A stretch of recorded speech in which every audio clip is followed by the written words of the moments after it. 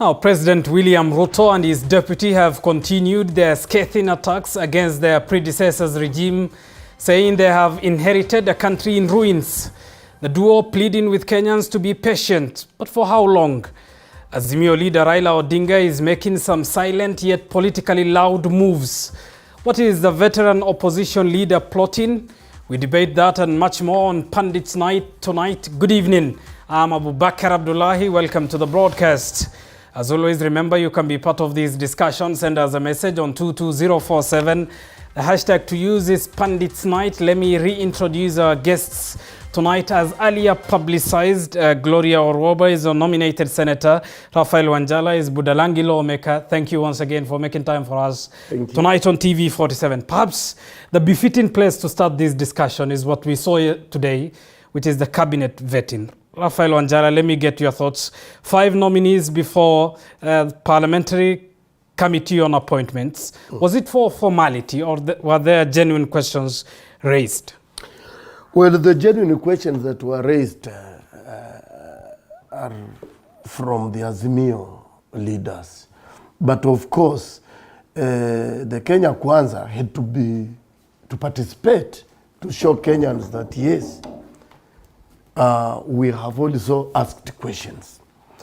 When you look at the questions that were being asked from the Azimio side, and you look at the questions that were being asked from Kenya Kwanza, then you know what it means. You can't tell me that the people from Kenya Kwanza did not know about Golden Bag, about cemetery, and others. The people from Kenya Kwanza did not know about when we were told by Duale, he's going to name the financiers. They never asked those questions, and many others.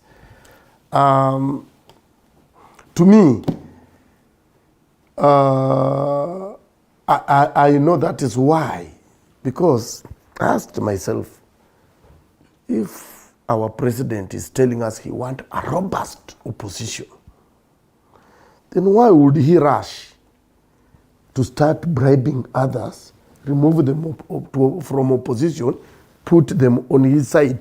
It's because... And you're using a heavy word tonight. You're saying the president bribing members. He did. They didn't go voluntarily. They were lured. Okay, let me use the word lured. He lured them. Now, you know, when you are lured, you are coerced, you are done what? Whatever happens there is between you and the lure. But Raphael Wanjala, you are a politician. You know this better than I do. Politics is the art of persuasion, isn't it? Yes, but here you have promised you want a robust opposition. Why don't you leave them in their numbers? Leave them in their numbers so that they help you as you claim. You don't buy them, then use them or lure them, then use them to suppress those ones who have genuine concerns. And we'll come to who is suppressing who a little bit later into this discussion. Let me bring in Gloria. 5 nominees by the president appeared before that committee today. Was it, as Cherargei tweeted, a formality, an exercise to follow, or were there questions raised? You know, however you look at it, when someone says it's a formality, what they also mean is that without it, the process cannot go forge forward. Yeah, because you know, you understand what happened with the CAS positions. They were illegal and unconstitutional because they did not follow the process by which an office of that nature is created. There was no public participation, there was no vetting, there was no like guidelines on what are the qualifications. So when someone also says formality, what they mean as well is that without that process, you actually can't forge forward. So it also means with that process, the outcome is clear, isn't it? Well, but let me ask you, from the nominees that were put in place, if we're looking at capacity, at skill set, at qualifications, at the ability to deliver on the manifesto and the political promise that was sold by the Hustler Nation, these people are overqualified. So really, when it is like saying, it's obvious to me that unless a nominee surprises us by actually performing poorly in those interviews. It is obvious that they are qualified. It is obvious that they have the skill set. It is obvious that they have the capacity to deliver. So in that sense, then, it is a formality, but we know that these people are actually capable. And, you know, outside of now the narratives that are created, you know, there's a lot of character assassination, particularly with the women candidates. Outside of that, if you were to vet, and I'm glad with what happened today, because they tried as much as possible to be professional, in the sense that if we are vetting you for this docket, we are going to focus on your ability and your skill set and capacity to deliver. We are not going to start going around about how in 1990 something, I don't know what, because at the end of the day, if the focus was on chapter 6 of the Constitution, that chapter is very clear that, and in fact, to the extent that there are people who can be convicted, and it also depends on how long the conviction is, you are still eligible to vie, or still eligible to sit in office. Let me ask you, Gloria, this. 5 nominees were vetted today. Looking at the names, Musalia Mudavadi, Aden Duale, Alfred Mutua, Justin Muturi, Alice Wahome. One would argue 5 politicians appeared before that committee. The president, of course, chose a different approach from his predecessor's cabinet model of going for technocrats.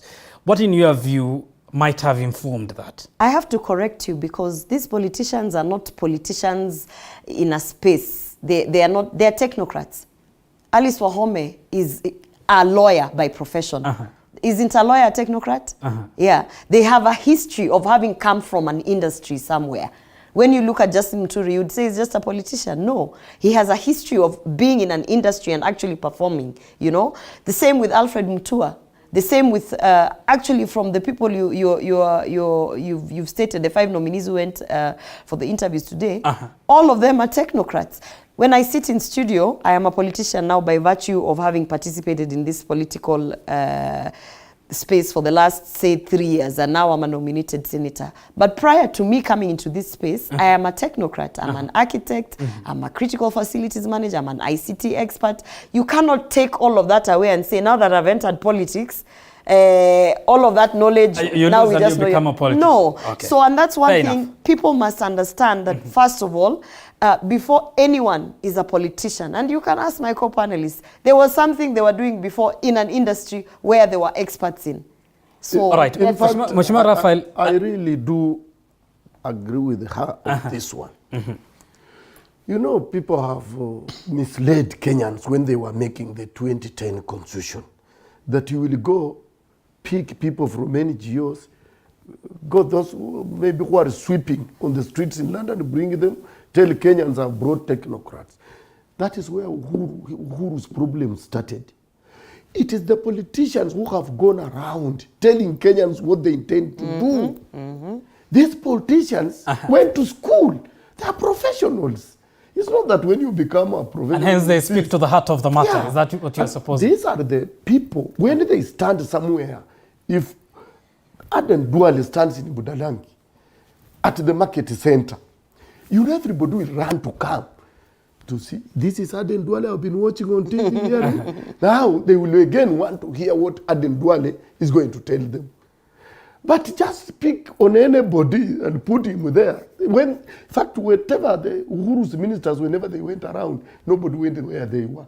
They were even unable to sell the policies of Uhuru's government. Uhuru may have done a lot, but because Ruto as a politician was busy fighting him, and he had the technocrats who could not sell his manifesto, that's why even today they are telling us that they found an empty treasury. Yet the inauguration cost them how much? Over 200 million. All right. Gloria, you are from the ruling party. If someone is to look at the names and the net worth tonight, one would argue, where is the hustler in the cabinet? One who would argue where is the hustler is one who never understood what the terminology hustler meant. And I tried to sensitize people, and I kept on saying, hustler is not a person who is poor. Hustler is a person who wakes up in the morning and works hard and actually, hopes that hard work that they're putting in will bring back something. And we talked about bankers being hustlers. We talked about people in different fields. As a matter of fact, that is how we came up with the different charters. That's how we went to engage teachers, because to us teachers were also hustlers. That is how we went to, and by the way, we have a teacher nominee in the cabinet, because Florence Bore was a teacher. That is how we went out to engage financial experts, who were running around David Ndii and trying to figure out what that economic charter would look like. And those were hustlers, because what we were trying to say is, guys, we've been working so hard for so long that only a few people, 10 families maybe, are actually earning from our hard work. So if anyone is questioning where is the hustler, you want to tell me they cannot see the hustler in Aisha Jumwa? Gloria, they cannot see the hustler. Florence Bore is a teacher. They cannot see the hustler in that. Gloria, so Ibantu is not a hustler. Come on, guys. Point made. Gloria, on the simplistic interpretation, one would argue the promise was a hustler, a mama mboga. Yes. Mtu wa chini will be forming this government that is not about positions. Looking at the names of the people vetted today, 4 billion shillings, 851 million shillings, 420 million, 700 million, 218 million. First of all, government is not only made up of cabinet secretaries. Absolutely. So when you say Mama Mboga and Boda Boda would be forming this government, government is huge. Government is made up of so many arms, parastatals, boards, even just within government entities, when you have in the ministries, when you go in there. So government is huge. So, you know, this expectation that we want to see a Mama Mboga, yeah, it's the same expectation you want to put out, but you also want to say that, for instance, Aisha Jumwa is not qualified. You know, it's like speaking from because you're like, put Mama Mboga, but at the same time, we need someone whose image is a bit clean, not like this person who, you know, went out of school in Form 2 and things like that. So even the electorate, not even the electorate, let me say this is something, and I feel as though this is ODM's way to start on their opposition, because pushing the negative narrative that the hustler is nowhere in the picture is actually not true. We are talking about ensuring that by 1st December, the Hustler Fund is going to be executed and is going to be active. So are we also going to say that whichever machinery that is giving the Hustler Fund, we are going to put Mama Mboga at the top? Are we also going to say that every single place we go in where we need that technical expertise, because we sold Mama Mboga and Boda Boda, we want the Boda Boda guy to run Kenya Airways? Come on, guys. Let's for once now understand government is huge. And the one thing that the President William Ruto is ensuring is that the environment by which every single person operates as a business person, startup, will be conducive for them to not feel the need to go look for a job in government, but to actually feel the need to either scale up their business or start their business and employ people. That is the goal. And that's now the point where we are saying we are going to ensure that, that every Mama Mboga, Boda Boda, whoever, bankers, whoever, they feel that, hey, this thing... They are represented. They're represented. Right. They've turned this thing around to the extent that even now, my shop, I can extend it like this and like that. Rafael Wanjala, irrespective of what the individuals are worth, if they are pushing, agitating for the agenda of the hustler nation in which the president campaigned on before he was elected as a president, why should people have a problem with them? First of all, who is a hustler? Or what is a hustler? The word hustler, what does it mean? A hustler is not a Kenyan native language word. It's an English word. So what does it mean in the dictionary? It's somebody who does very weird things to make money. But in this, for purpose of context, in this political context, now, in this political context, yes, it means someone who is working hard, putting the efforts, isn't it? We explained to Kenyans, and I agree with her, Kenyans did not understand. Hustler is a thief. So you can see the amount of money people who are being interviewed. Those are the hustlers. If you ask them to account for that money, a shilling by a shilling, they will not be able to. So how they acquired money, like my brother Musale has 4 billion, if you ask him to account for that, how did he make that money? How did Muturi found him in parliament? A former finance minister, a one-time vice president, but a former finance minister politician. was earning as a ministerial salary like any other minister. He's not the first finance minister. We have had so many. Even Chris Obure has been, but does he have the 4 billion? So a hustler is a thief. So all those people, they're thieves. And you can hear the question they were being asked. How many questions in relation to theft were asked Honorable Musalia?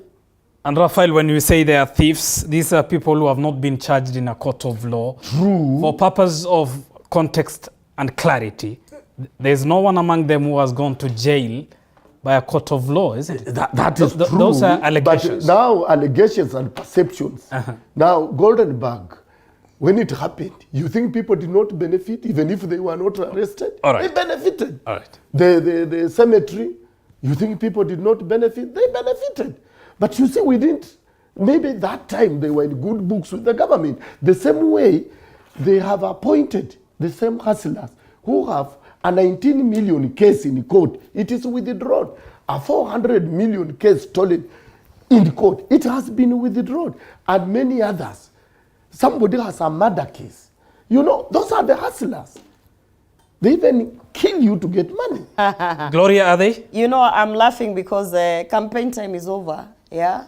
And William Ruto won. He's the president of the Republic of Kenya, the 5th. And no matter how hard you try to de-campaign him and his manifesto and the promises by which he won this election, he's in office. And when I hear opposition coming up with this kind of arguments, to me it's like, come on, get on board. Talk about the policies that we are not implementing. But to take us back to the Hustler Nation movement was so strong that it influenced a whole academy in South Africa by Google. There is a Hustler Academy, which is a college for business entrepreneurs that is actually sponsored and backed by Google. So when you want to sit here and say a hustler is a thief, I think you're the only one who's living in your own space. No problem. Now, on the issue... Let Gloria make a point. I'll give you a chance. On the issue of cases that are being dropped, it was very clear that between 2019 and 2022, before the elections, anyone who attempted to affiliate themselves with William Ruto was thrown a case. You know, ilikuwa unatokeleza hivi kidogo, dossier inaletwa, whether it is fake or whatever. Now, what happened is the president was very clear in his orders and in his attempt to actually clean up the rotten mess and the systems that we have, to the extent that he had to go and disband a police force unit because it was engaged in extrajudicial killings. And he had to, you know, literally give an order and say, we are going to stop this unit is gone. I didn't hear people complaining because everybody knew that there were rogue officers who were going out and murdering our young youth in the street, you know. And when he did that, I didn't hear anyone talking. When he went and said that the judiciary, it's time it's independent, and so he separated the budget from the executive, I didn't hear ODM or opposition complaining and say, hey, wacha zibaki pamoja. Now, when he gives direction to DCI and all these other stakeholders who are involved to say, mtu akona kesi ya 4 years, move forward, convict, go to court. You cannot be investigating something for 15 years. You cannot be investigating something for 10 years. Surely by now you have evidence enough to move to the next step. When that decision was put out and people were told, now we are not going to have this government that will have ongoing cases just to frustrate someone. So they were told, proceed with the ones that you have enough evidence. The ones you don't have enough evidence, you know that the law is very clear, then the case needs to be dropped. Now, people are saying, how come it is only those who are affiliated with Ruto whose cases have been dropped? Because it is them who had fake cases. These cases were actually created to make sure that they do not support him politically. Then someone said, how come it is so timely that it is happening now? Why are they not complaining about the disbandment of that police unit? Because that one, there's nothing timely. You get into office, there is a rotten system, you're cleaning up, and this is what it is, you know? All right, Mheshimiwa, irrespective of what the faults are on the new administration, some of the achievements they have done seemingly suggest as though they are starting on the right side of history, isn't it? The appointment of the 6 judges, the allocation of the judiciary budget, the frequent cabinet meetings, reducing the fertilizer prices. the CBC task force that was put together. These are things one would cite. Miguna's order that was lifted. The list is endless. Those are not the things that were promised to Kenyans. Those were the things we didn't tell Kenyans Gloria. about the 6 judges. The president you are talking about was there. He was the deputy president. Even the special police unit that is being disbanded, when it was killing people, who was the deputy president? What has changed? Nothing. He cannot give executive orders. But hasn't the argument been he didn't have much powers? Exactly. So he knew people were being killed. Yes. And he was deputy president and he could not resign. Didn't have powers. He could not take bold step and say, no, I cannot be in a government that is eliminating Kenyans who are innocent. No. You know, and is he taking that bold step now? Whatever he's doing, he was supposed to do it earlier. How? It is coming belatedly, but it's all right. Whatever, that's why we in ODM, we cannot criticize what is good. Because it is us who have been crying there is extrajudicial killings. So if it happens, it is good. Don't tell us about the judges. Judges, they were vetted. They were supposed, we cry, let them be appointed. He was the deputy president. Did he support us? No. And many other things that were happening when he was there. The hustler name, we explained to Kenyans, it's not new. It's not new. It's not that they were meaning that Mama Mboga in the village is the one who will come there. No. These are the things that we told them. This is just a bait put on a hook so that you are a fish, you are caught, and then you are out of the water. You don't come back.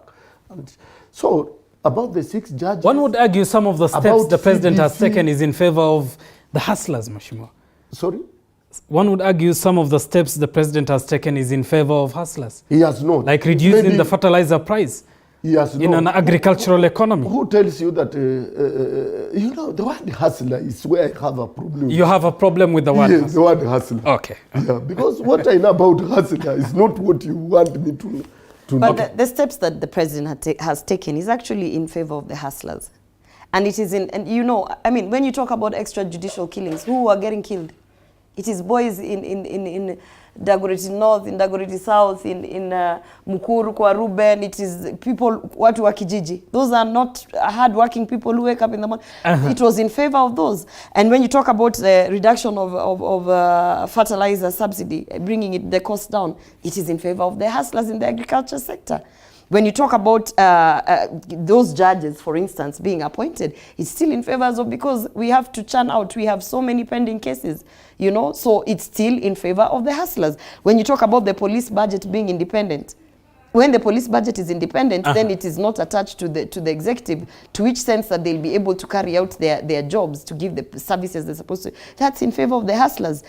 I mean, when you talk about the CBC task force that he put, because these are some of the wins in such a short time, that's still in favor of the hustlers. And Gloria, whereas you are right in citing some of what you term as the wins and the success of this administration, given that the cost of living is yet to drop, either drastically or with time, many would argue they are still yet to feel the successes you are citing, isn't it?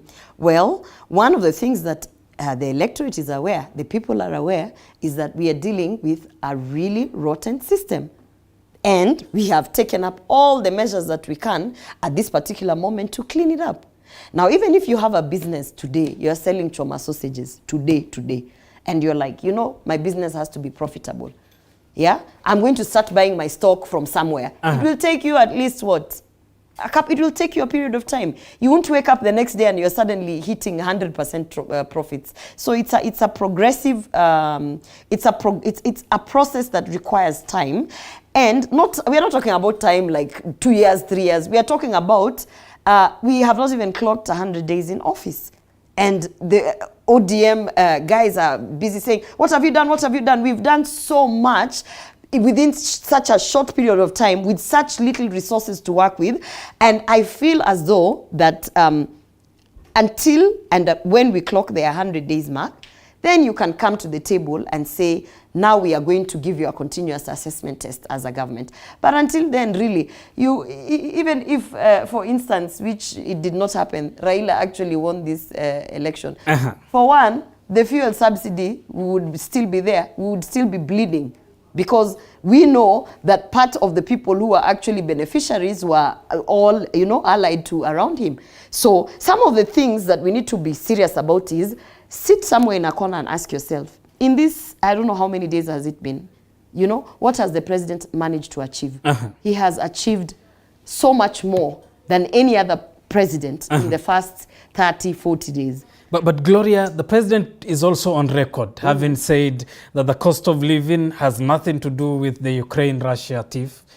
The deputy president is on record right after the case was lodged at the Supreme Court, I believe, while speaking in Nakuru, saying, were it not for this case, you would have seen a drop in the cost of living. That has not happened. You see, here's the thing. Our cost of living, by the way, it's squarely based on production. Our production has been low, and our production has been expensive. And our production has been scarce, and farmers have gotten completely, let me say, they are no longer that motivated to go out into large-scale farming. And that's something we are trying to sort out as we speak now. We started with the fertilizers, because for you to pump in subsidies in consumptions, you're not really curing a problem. If you're subsidizing the end product, like the way, we saw Uhuru Kenyatta doing and saying, sasa tutawanunulia unga and whatever, how many people actually got the unga for 100 shillings? Man.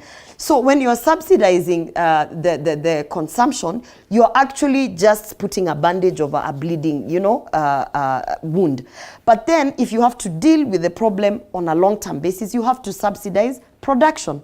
And that is what we are doing. We are now subsidizing production on the inputs and on the fertilizer, and also trying to bring back, remember we had all these extension workers to come in and sensitize the farmers on high value crops. We are now talking about how to ensure the whole thing that brought in issues, is it called agroforestry? Where we are thinking outside of the box to ensure that food production is going to increase in the next 18 months. All right. Mheshimiwa Raphael Wanjala, I noted in the preamble of this discussion, the president and his deputy urging Kenyans to be patient with them. We have seen the reduction in the prices of fertilizers. This is a government in power, I believe, close to 40 days, if not slightly high. Would it have been miraculous to expect a drastic drop? That is what your side of the political divide. I will tell you that, first of all, when my sister says they got a rotten system, the rotten system was with them, they were there. Us, we were not there. That rotten system, that's why we are opposed to it from day one, from 2013. We are opposed to. Your party was a state-friendly party, isn't it? Who was in the cabinet? Who was appointed by Raila? Was Raila in the cabinet? Was his loyalists like us in the cabinet? None of us was there. The cabinet was fully from the Jubilee side. Now, it is these same people who told Uhuru that the surging life that is becoming very expensive to all Kenyans. It's not about Ukraine and Russia. Today, what are they telling us? It is because of Ukraine and Russia. And again, they are saying that if it were not for BBI, we would not have reached here. Then you look at these people. In fact, the government is talking more than the opposition. Even when they were launching the dam the other day in Thiba Dam. Yes, Thiba Dam. Those things were started by the same government. They are criticizing that it did nothing.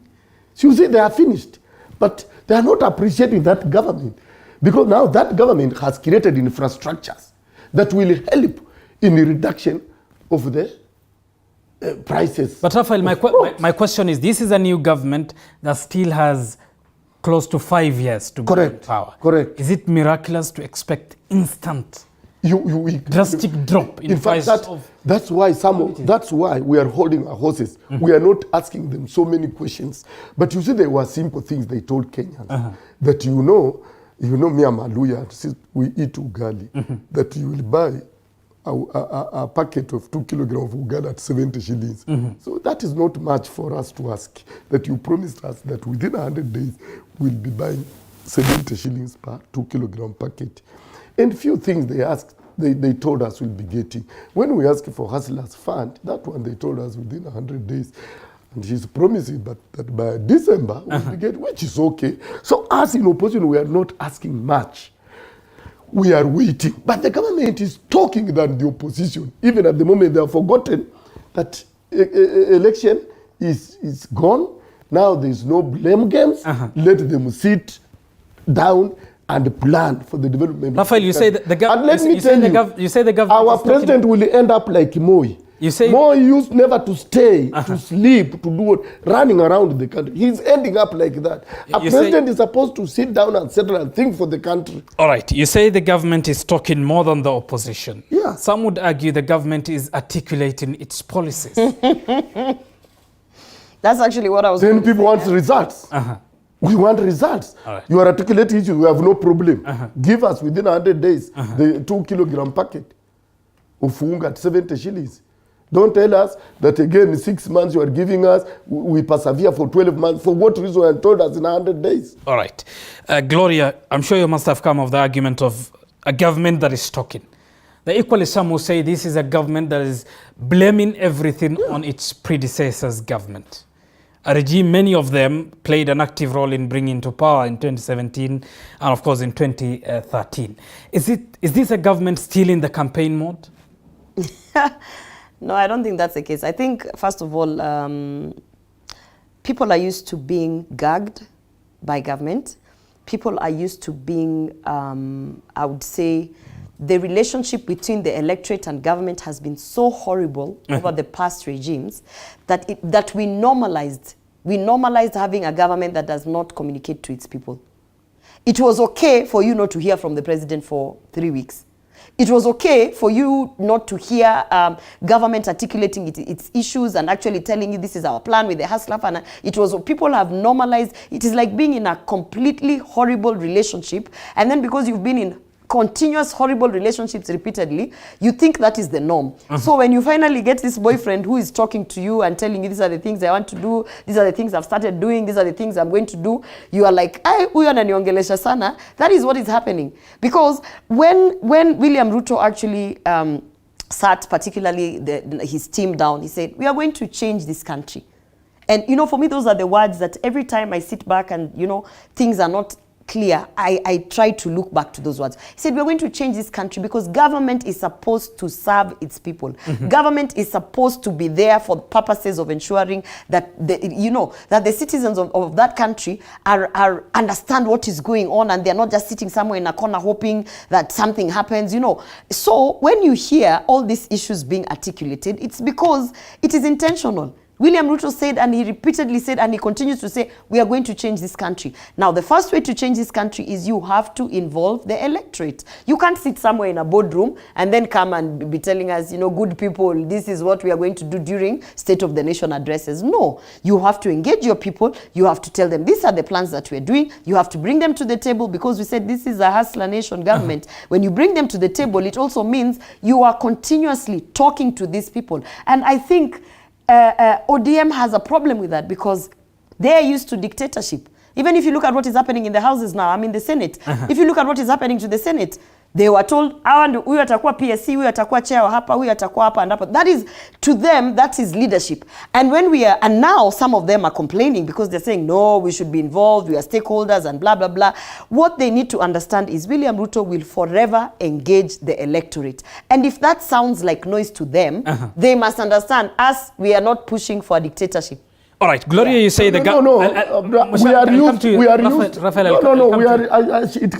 must be answered this.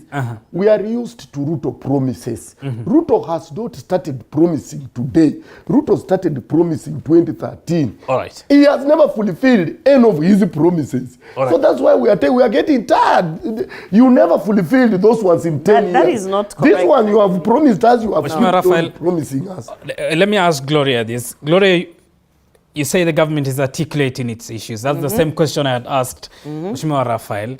But when you hear the tone and some of the language used, as late as, I believe this weekend, blaming former president for the ruins, talking of a dilapidated economy, a government that had achieved zero previously? Those are harsh words, one would say, isn't it? Those are or is that the reality? Those are factual realities. You see, maybe people don't understand this. It is like when we leave this studio and the next host comes in and they find this studio in a mess. And somebody asks them, what is happening? They will say, guys, we came, we found the cameras are upside down. Yeah? It's just simplicity of the story is that we have inherited a government that has a rotten system. And on top of that, we need to fix it. We are not saying that we are complaining we can't deliver because of the rotten system.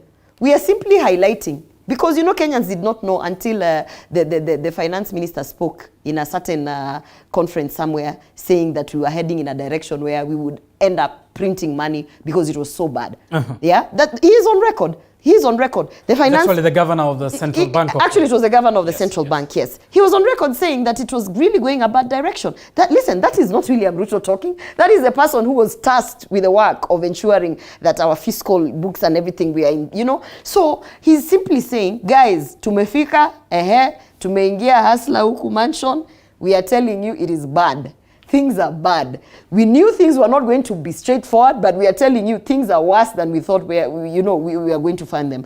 And that is simply to say that if you see us struggling with a particular manifesto that we had promised, it is not because we have no intention to execute it. It is because the systems with which we have found that we are trying to work around are so bad that we will do the best that we can. And if you ask me, you can't say that William Ruto has actually not delivered his promises. You can't say that because we have listed all the things that during campaign he talked about the judges and whether or not they were not promises for honorable, they were promises for other people and they've already been fulfilled. Even if you look at the alliances that he made with the different political parties, the alliances he made with PA, the alliances he made with ANC, with Ford Kenya, they were very clear. They stipulated clearly that if we do this and you get this, and he actually fulfilled them. We have Wetangula as speaker. We have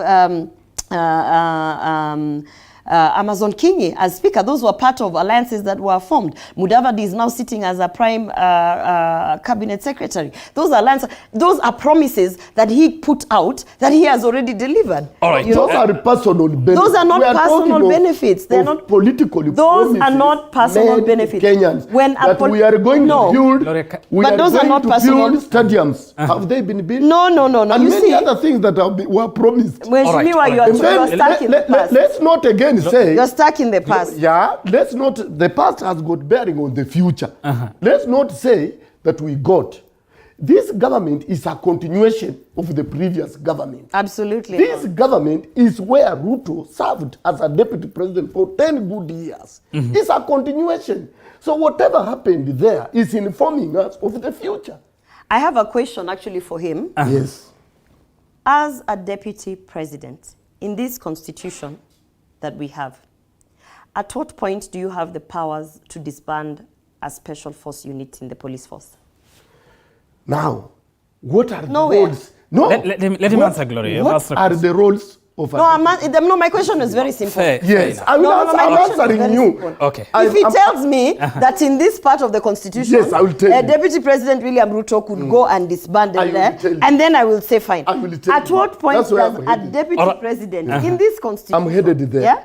At what point would he be able to what separate the work the police? Of the deputy president is because he's saying it's a to assist who? Let him answer. To assist the president. The president. Be the principal assistant to the president, according to Kenya's 2010 constitution. Assistant. All right, go ahead. If the president does not listen to you, why don't you do what Oginga Odinga did in 1969?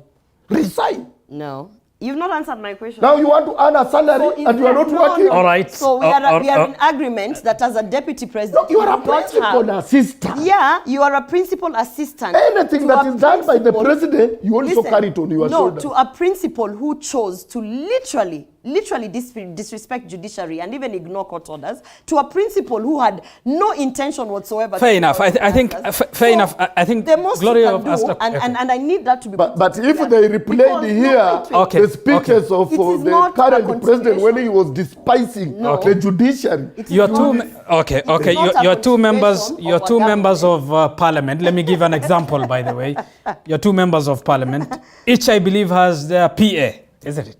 But your PA cannot do what you can constitutionally do. Just as an example. Rafael Wanjala, let me ask you this question. That is not a good example, my teacher. Is it not? That is not a good example. Why This is is it an not? example. You know, our president and his deputy are tied together by the constitution. All right. That even the president, you know me, I have powers to sack my PA anytime. Does the president have powers to sack his deputy? Not according to Kenya's constitution. So, and he's put the principal assistant. And if the president dies today, the deputy takes over without an election. Let me ask you this, I think Mheshimiwa also, Rafael. And now you want to run away from what you are doing with your president? No, Let's not turn the discussion into classical game of musical But chairs. I wanted to just throw in there before we move on that whether or not we want to recognize the promises that William Ruto has already delivered, let's not forget to mention that he brought back the port to Mombasa. That's a promise that he put. And he has already delivered. Okay. Rafael Wanjala, let me ask you, to the build-up of the 9th of August election, and in campaigns, in particular in Western region, you coined the Tawe phrase. Correct. Which was a wave you intended to create in making sure Azimio la Umoja, then presidential candidate, now leader Raila Odinga, is elected as Kenya's 5th president. Yes. That did not happen. It happened. Why did you? In Western, it happened. At least it didn't happen to take him to the house on the hill, isn't it? Of course, what happened in Nairobi, you know. You know what happened in I know the results IEBC declared. I know what the Supreme Court said. Said, yes. Are there things that we don't know apart from those two? Yes. Perception. The way even the judges ruled that case, it is as if they were demeaning those people who presented the case. The way they were talking, those were not the words to be used by the judges. They even scare everybody to go before them, that I will be ridiculed whether you go there and lose. You also want to lose honorably. So the issue is that they felt they didn't lose honorably. That's what he's trying to say. No. What we are saying is that whatever happened, we know what happened.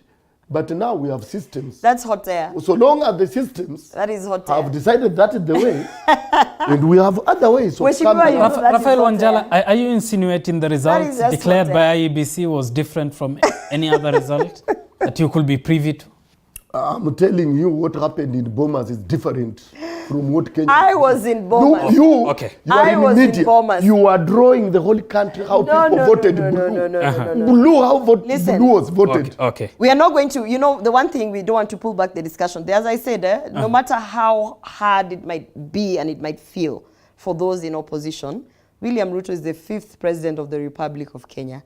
And because of that, I don't want to take this argument back to Bomas. That is history. In fact, the only conversation we should have about Bomas is bringing to book the people who openly actually carried out illegalities in terms of the likes of Ledama, who literally kicked IEBC CEO. So if we're going to have a conversation, it should be about justice in the sense that there are people who went out. But otherwise, William Ruto is the 5th president of the Republic of Kenya. Now, you want Ledama, Rafael, hold on. She wants Ledama to be arrested and charged.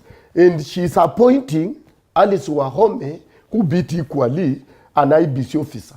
The reason as to why I brought up the Bomas and numbers issue, Gloria, is it not the case for factual points that this was the election with the slowest win margin, painting a picture of a president leading a country that was equally, deeply, right in the middle, politically divided? And he has a task to unite the country. This country has always been politically divided. So to paint any other picture that's a lie. We have always been politically divided in the lines of tribe. And the one thing that we were trying this time around as UDA, as a political party, was to try and ensure that if we are going to be politically divided, let it be based on issues. That you're pushing for 10 dams, us, we're pushing for 5 dams. And we literally pushed the Hustler Nation narrative because we did not want to go back to the sense of political division in the lines of the tribal, affiliations.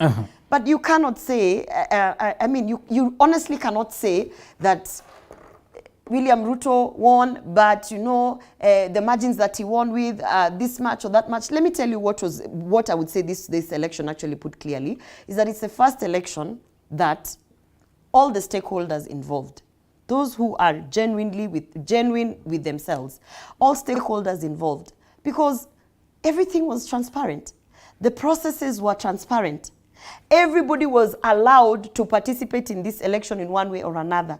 The servers were opened for everyone, including that person in Mashinani.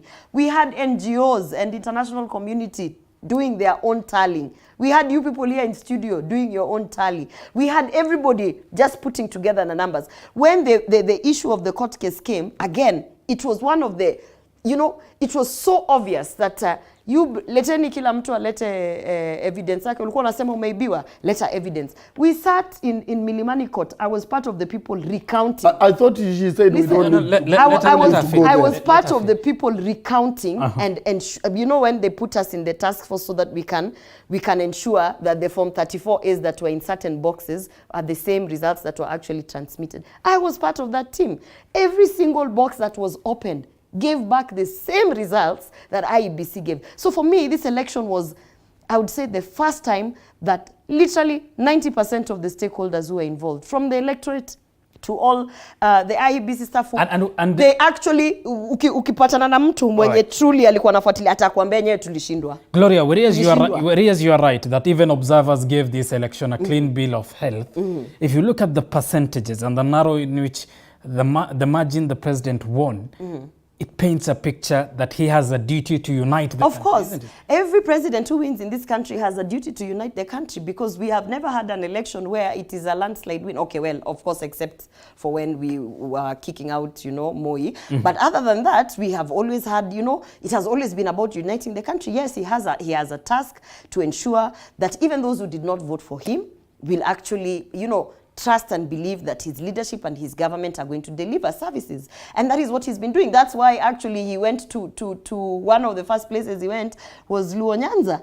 You remember? Because he's trying to put in the faith that, guys, I understand you didn't vote for me, but I'm still your president. I'm here to provide services. I will work with you. That's the reason why we had all those politicians come together and go visit him before inauguration. So when he's talking about why is he bribing people, no, he is convincing those who ran on independent tickets that, you know what, you can work with government. And that is what a president is supposed to do, really. All right, Mheshimiwa Raphael Wanjala, it does not matter whether the win is 100 or 200,000, isn't it? The Constitution puts the figure as 50 plus 1. Yeah, at 50 plus 1. What I want to say is this, and I want to agree with her, let's not go back to Bomas, but the Constitution is a document that guides and rules the country. And you may make it's just like a cloth. And then possibly you have grown thin, you need to tighten it. Or you have grown big, you have space to make it fit you. This Constitution is good, but we now need to amend the pronunciation or announcement of presidential votes to be done at the county level. Not let it be done first of all at the county level before it goes to Bomas. It is going to solve a problem. If we don't do that, as we may be patient, our children, our grandchildren will not be patient. There is no way as a country we will allow to be ruled by two tribes for more than 100 years. Why did we remove Wazungus? See, because we were tired. We will be tired. And when we are tired and we cannot remove them, then we will secede, like Southern Sudan and many other countries. That's why there is war in Somalia. Please give others also space to do what they can do for the country. You don't every time you find a way of grabbing whatever belongs to them. Every time you don't. No. So that's why I'm saying we need to amend. If we don't, we will amend it the way we amended in 2010 after the war in 2008. We don't want to reach there. Another issue I want to raise. As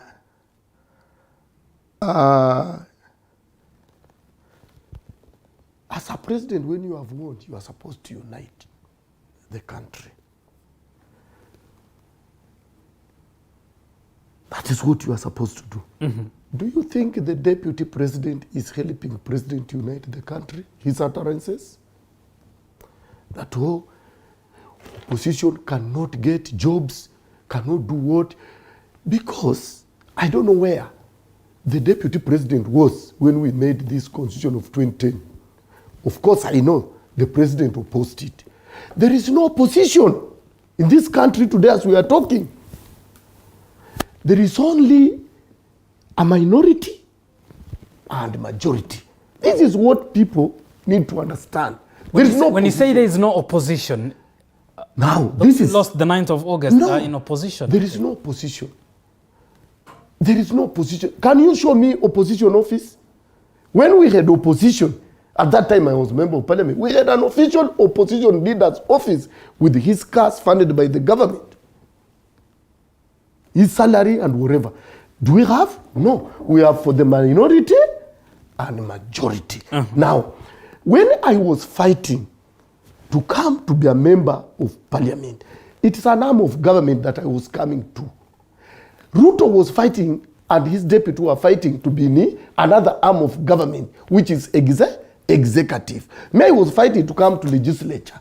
But there are people who have been interviewed, who will be interviewed, appointed by the president as judges. So there are 3 arms of government which are occupied by all of us. In parliament, we do same work as members of parliament. It doesn't matter whether you are from Kenya Kwanza or you are from Azimio. You are supposed to check on the executive. All right, Gloria? I think I'm glad that the opposition is doing their job because they are in opposition. Whereas Raphael says there is no official opposition. It's okay. Maybe what they can lobby for, and we hear them, is an office and a budget. Yeah, but they are in opposition. And we expect that they put the government in check. We actually expect that.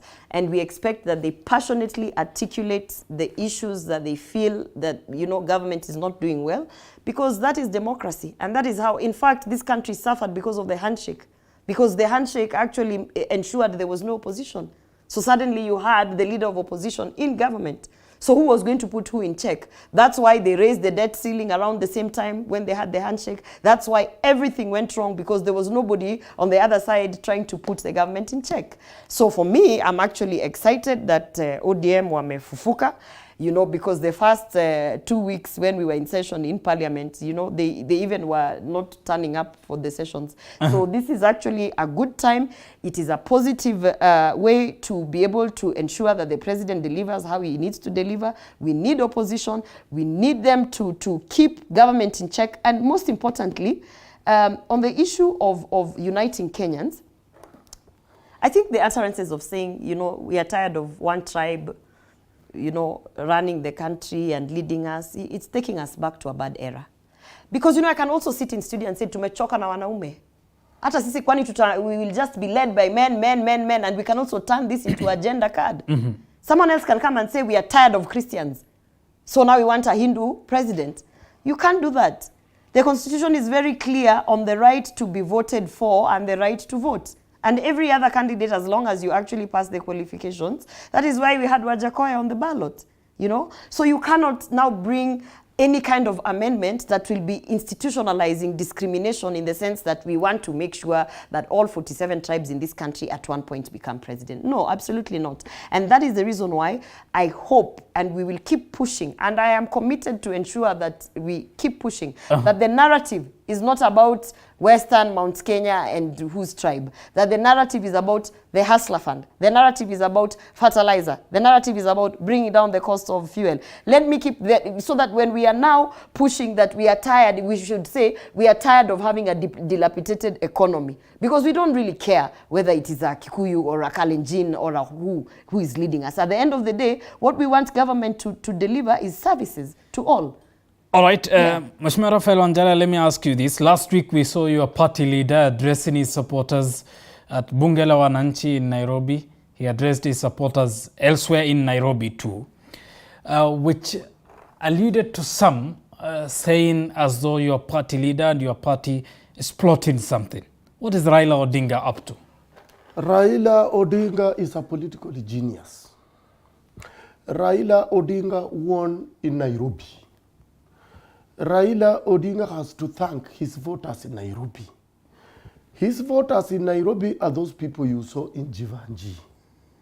His voters in Nairobi are those people you saw in Kibera and all those slums you see. Those are his voters. He's just thanking them. Because they were told to be where they are, to remain the way they are. Let those ones who claim to be in government or tell others they are not in government share what they want to share. And the president said he doesn't need even a handshake or talking to people. He is going to rule. It's all right. But Raila is thanking his people who voted for him. You describe him as a political genius. Was it more than thanking the people? Again, some allude as though he's scheming for something. Give it time. That is politics. It's about scheming. Politics is about scheming. Listen, as long as we don't have he said he's not tired. And I've told you, and I repeat, you see like when you are cooking githeri, you will put water, you will put beans, and then you will put maize. Now, as you start heating, slowly you will heat, slowly you will heat.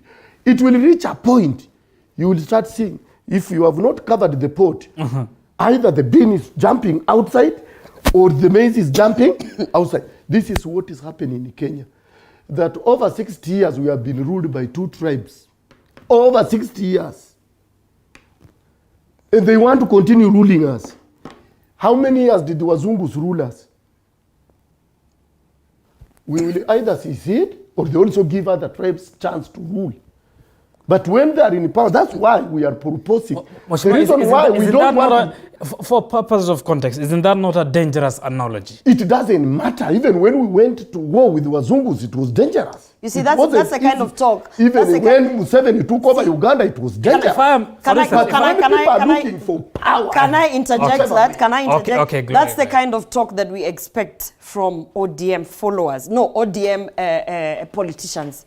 And in fact, when he was talking about Raila, he's just saying thank you to his people. You never know he is scheming. I wanted to say, for as long as there's no Tanga Monday, because we can't even tolerate it.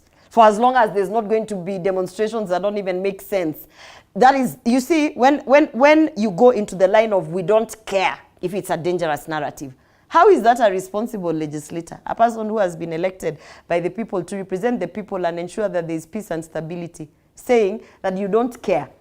You know you didn't understand the analogy. No, you cannot say that you don't care. Hold on, Rafael. You cannot. Hold on. People get tired. No, you cannot say. People get fatigued. You cannot say in one statement that we are tired of a certain tribe ruling us, and now we are going to ensure that even if it is war, we go to war. And when you are questioned about that statement, you say we don't care. And you are a person who has been elected to ensure there is peace and stability within. In fact, I'm very happy I'm sitting in the National Cohesion Committee, because these are some of the things that need to be regulated. We must be responsible as leaders when we come to studio. I cannot sit here and start saying wakisi sasa tuende unajua tumekaliwa sana. We go. It is actually insightful. All right. And so actually, Raphael, you need to retract that. Now you know, as a leader, you need to see. You need to retract the statement. Some years to come, as a leader. We are not going to buy fear. Talking as a leader. We are not buying fear. That people are tired. The same way we started agitating for the change of constitution in 1992. We are not buying when fear. they refused and it reached 2008. But Raphael, don't sell fear. You're selling fear and it is inciting. No, Gloria, hold on. Be a responsible leader. Let's have a discussion. Allow us to amend the constitution. Rafael Wanjara, let's have a discussion. I think the analogy that the country may secede may be too alarmist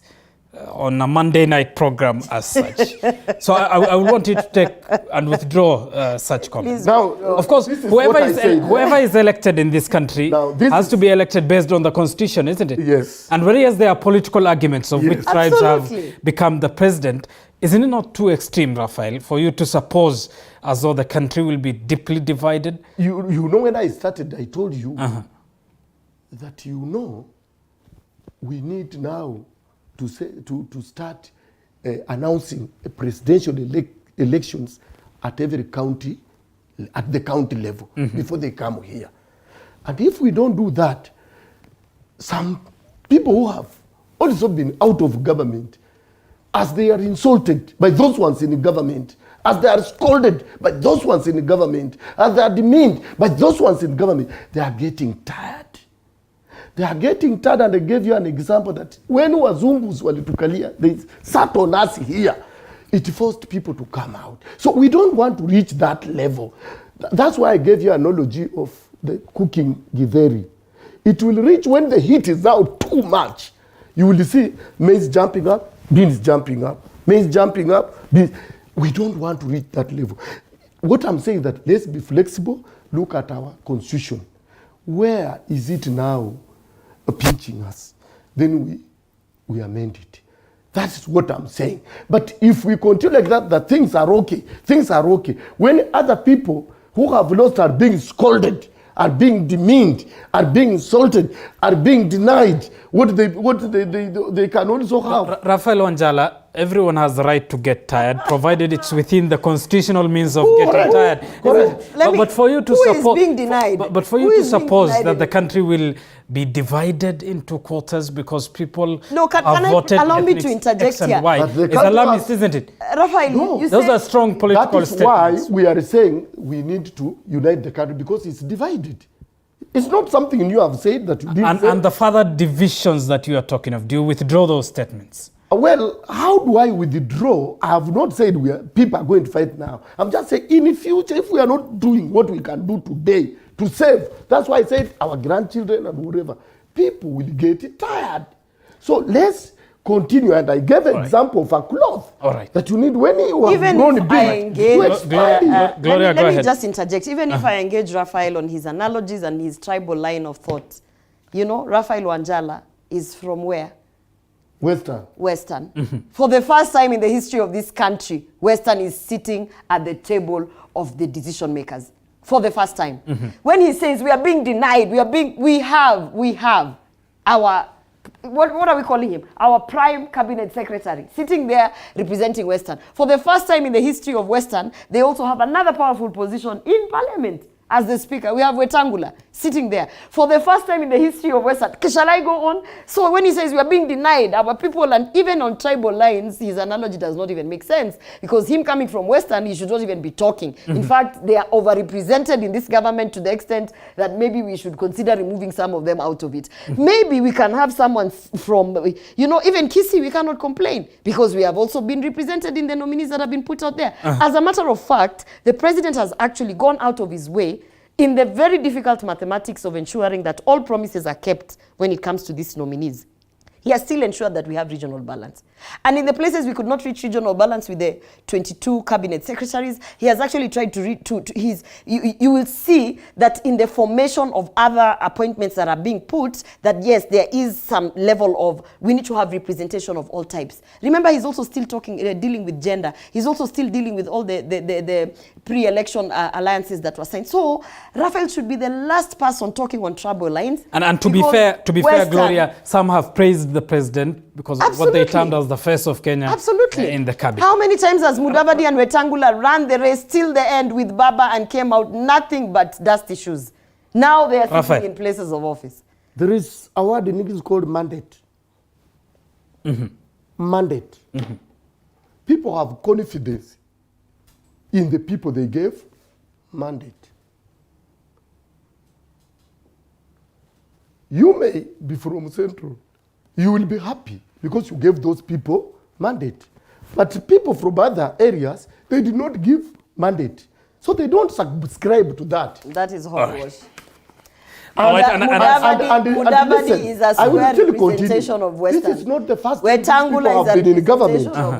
This is not the first time these people have been in the government. They have been there. No. But are we satisfied with their representation to us? No. Don't keep shifting the goalpost. And for you, you will be satisfied with whose representation? Himself. When we give mandate, the people have been, our people, they give mandate to specific people.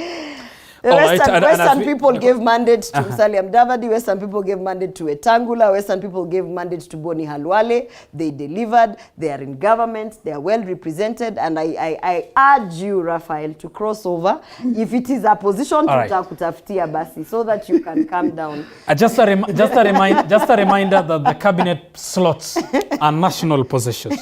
As we conclude your closing remarks, I'm sure let me start with you, Raphael. I come to Honorable. I don't want to sound alarmist, as you say it, but as a leader, I need also to think ahead for the things that will better our country. Not things that at a certain stage it will draw us back, like what happened in 2008. So as leaders, we need to sit down, see where the 2010 Constitution is pinching us. We need to work on it, amend it. And if we continue allowing our votes to be only announced at the bombers, what happens in between? There are Kamagos, there are I don't know who on the way. And then you come, people sit 7, and they scold you, they demean you, they insult you in their ruling. All right. It's not good, but we have a government. A government is made of 3 arms: legislature, executive, and the judiciary. The work of the legislator is to oversight and make laws and represent. We will make laws, we will oversight the executive, and we will make laws for the benefit of this country. Gloria, your closing remarks. I think I want to talk to Kenyans and tell them that don't listen to the noise. There's a lot of noise. But President William Ruto has not even been in office 100 days. He has delivered the judges who he promised would be appointed. He has delivered that. When we're talking about the 2/3 gender rule in terms of appointments across board, he has delivered that. When you talk about the police budget being independent, he has delivered that. When you talk about judiciary budget being independent, he has the things that he could do, you know, that were, let me say, low-hanging fruits, he's done that.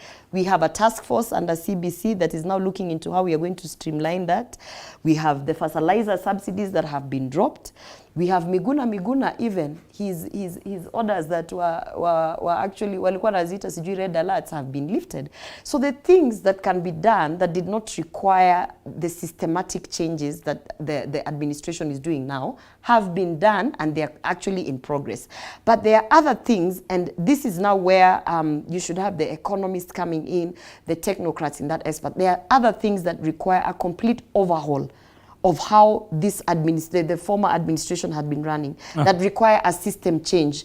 And that will take a little bit of time. And actually, that is normal because we haven't even hit the 100-day mark. So Kenyans, be patient. Freedom is here, and things are, things are going to look up in a moment. All right. I'm tempted to ask, we have talked of cabinet secretaries representing regions and the tables they sit on, which table and who is representing me.